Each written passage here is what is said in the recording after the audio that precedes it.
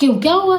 तो फिर उन्होंने बोला कि बाहर बालक जो है वो कह रहा है कि हमने तो खीर खा ली, आपकी बहू ने वो हमको खीर खिला दी। तो कहती अम्मा हमने उसको नहीं खिलाई है, जो भगोना था, पतीला था, उससे दूध उफना रहा था खीर, तो बाहर ना गिर जाए इसलिए हमने वो खीर हाथ में ऐसे लेके हमने ऐसे चाट ली और हमने कह दिया कि आओ गणेश भगवान भोग को स्वीकार करो। तो बूढ़ी दादी और उनकी बहू दोनों बहुत समझ जाते हैं, वो तो गणेश भगवान ही है बाहर है जो जिन्होंने मतलब कि खीर का भोग लगाया है।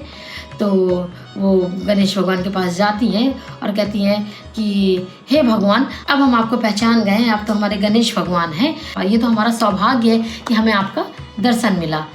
इतना वो कहती हैं और फिर गांव के सभी लोग आ जाते हैं खाना खाने, वो खीर खाने मतलब। तो वो सबको खीर खिलाते हैं। खीर खिलाने के बाद खीर बच जाती है। फिर बुढ़िया दादी उस भगवान से पूछती हैं इस खीर का क्या करें। तो उन्होंने कहा कि आप अपने घर के चारों कोनों में इसको गाड़ दीजिएगा। जैसे ही आप गाड़ देंगे ये चारों कोण, जब भी आपके घर में कभी मुश्किल आए, परेशानी आए, आपको पैसों की ज़रूरत हो, कभी भी कुछ दिक्कत हो आपको, तो आप इनको खोद लीजिएगा। तो उन्होंने कहा ठीक है। कुछ दिनों बाद उस बुढ़िया को पैसों की ज़रूरत पड़ती है।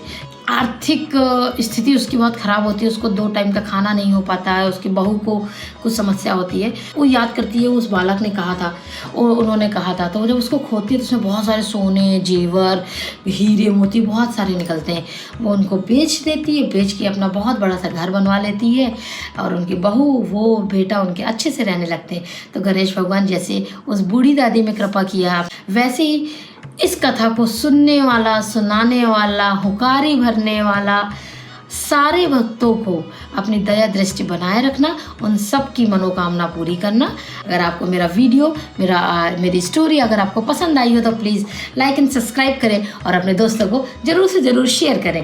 Thank you so much. Have a nice day.